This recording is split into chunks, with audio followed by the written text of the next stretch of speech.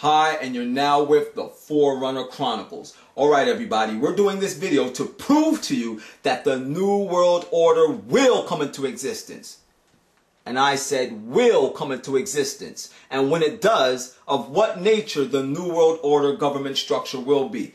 You're going to want to watch this video because it's going to be extremely interesting. And you're going to want to share it with other people as well, because we're going to prove this by using history and also the Bible. You got that? Now, before we get directly into the information dealing with the coming about of a New World Order and the nature of its government structure, there's a very important principle that I want to share with you that you're going to need to keep in mind as you go through this whole information process so you don't get lost. This principle is found within the book of Ecclesiastes chapter 3 and verse 15. It says there, that which hath been is now, and that which is to be hath already been, and God requireth that which is past. In other words, the things that have taken place in the past are now taking place in current day society, and the things that are going to take place in the future have already taken place in the past. Therefore, God requires us to have an accurate knowledge of historical events so that we can accurately be able to discern the happenings in present day society and also be able to make an accurate projection, and I said accurate projection, of the things that are going to transpire in the very near future. You got that? Now keep that in mind as we get ready to jump into this information. Now we're going to break this whole thing down dealing with the inception of the New World Order and the nature of its government structure by looking at the most comprehensive prophecy found within the scriptures. And this prophecy is found in the book of Daniel, the 2nd chapter. Now before we get into this vision that is a prophecy, let me give you some backdrop on Daniel chapter 2 so that all of this makes sense to you as we go forward. In Daniel chapter 2, it talks about a king by the name of Nebuchadnezzar. Now Nebuchadnezzar was a big shot because he was the king of the Babylonian Empire. He was the king of the Chaldeans. And at that time, Babylon was the worldwide ruling government structure. Now one night Nebuchadnezzar had this awesome, awe-inspiring dream. It was so powerful that it woke him up out of his sleep. However, when he woke up out of his sleep, he couldn't remember the dream. And this is because the God of heaven was the one that gave him this dream and also took this dream away from his memory. But Nebuchadnezzar knew that there had to be something seriously significant with this dream. So when he woke up, he called for all of his Chaldeans and his wise men and his soothsayers and his magicians to come into his courts. All of these men were spiritualists. And he made 2 requests of these men.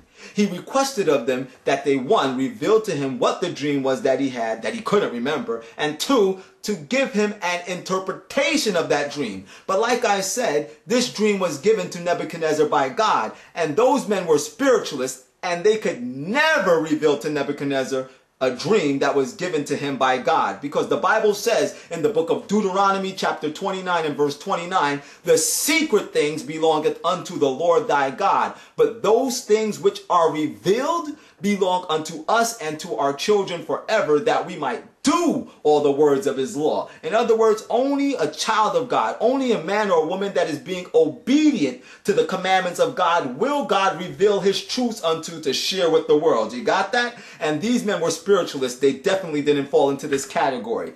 Now, the fact that these men could not honor the request of Nebuchadnezzar infuriated him because they were on his payroll. Therefore, he sent out a request for all the wise men in Babylon to be slain immediately. So the captain of the king's guard, his name was Arioch, he went forth to slay all the wise men in Babylon, and he came unto a Jewish captive, which was also one of the wise men in Nebuchadnezzar's courts, and his name was Daniel. Now Daniel was a true prophet of the living God. When he came to Daniel, Daniel stopped him and said, "Why did this decree to slay all the wise men in Babylon come forth so hastily from the king?" Arioch began to explain to him the whole situation that took place moments earlier in the king's court. And then Daniel requested that the king would give him time. And if he did, he would not only reveal to the king what the dream was that he had, but he would also give him the interpretation of the dream. Now Nebuchadnezzar really wanted to know the dream and the interpretation, so he honored the request of Daniel. And Daniel went with his 3 friends, Hananiah, Mishael, and Azariah, and he prayed with them, and the God of heaven revealed to them what the dream was and also the interpretation. Now that's all the backdrop that we're going to get right now. Now let's jump directly into the vision that is going to prove to us that the New World Order will come into existence and also teach us of what nature the New World Order government structure will be. Are you ready? Pay close attention, because here we go. Starting at Daniel chapter 2 and verse 30, the Bible said, "Thou, O king, sawest, and behold a great image. This great image, whose brightness was excellent, stood before thee, and the form thereof was terrible. The image's head was of fine gold, its breast and arms of silver, its belly and thighs of brass, its legs of iron, its feet part of iron and part of clay. Thou sawest thou sawest until that a stone was cut out without hands, smote the image upon the feet of iron and clay, and break them in pieces. Then was the iron, the clay, the brass, the iron, the clay, the brass, the silver, and the gold broke into pieces together, and became as the chaff of the summer threshing floor, and the wind carried them away, that there was no place found for them. And the stone that smote the image became a great mountain, and filled the whole earth." This is the dream, and we will show the interpretation thereof before the king. Pay close attention. "Thou, O king, art a king of kings, because the God of heaven hath given thee a kingdom and power and strength and glory. And wheresoever the children of men dwell, and the beasts of the field and the fowls of the heaven, hath the God of heaven given into thine hand, and have made thee ruler over them all. Thou art this head of gold. And after thee shall arise another kingdom inferior to thee, and a third kingdom of brass." Now let's stop there at Daniel chapter 2 and verse 39 and break down everything that we just learned, because it's very important. Now this vision, this prophetic dream rather, that Nebuchadnezzar had was of a statue. And the statue had a head that was made of fine gold. It had breast and arms made out of silver. It had belly and thighs made out of brass. It had legs made out of iron, and its feet were made out of iron and clay. Then later on in this dream, Nebuchadnezzar saw this stone come flying out of the sky, that it was cut out without hands. And it smote the image, meaning it hit the image in its feet that were made up of iron and clay. And when it hit these feet that were made up of iron and clay, the whole image was shattered into pieces. And then this stone turned into a huge mountain that filled the whole earth. Now in verse 38, we are told that King Nebuchadnezzar was symbolized by the head of gold. That's why it said, "Thou art this head of gold." Then in verse 39 it says, "And after thee shall arise another kingdom inferior to thee, and a third kingdom of brass shall bear rule over the whole earth." Now this is very interesting. If we look closely at verses 38 and 39, something becomes very clear to our understanding.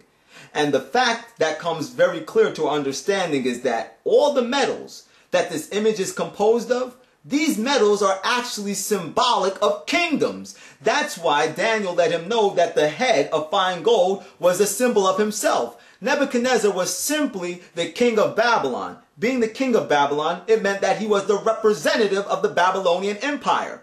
Hence, the head of gold was simply a symbol of the kingdom of Babylon. Notice in the beginning of verse 39, it says, "And after him shall arise another kingdom inferior to thee." Now silver is inferior to gold, is it not?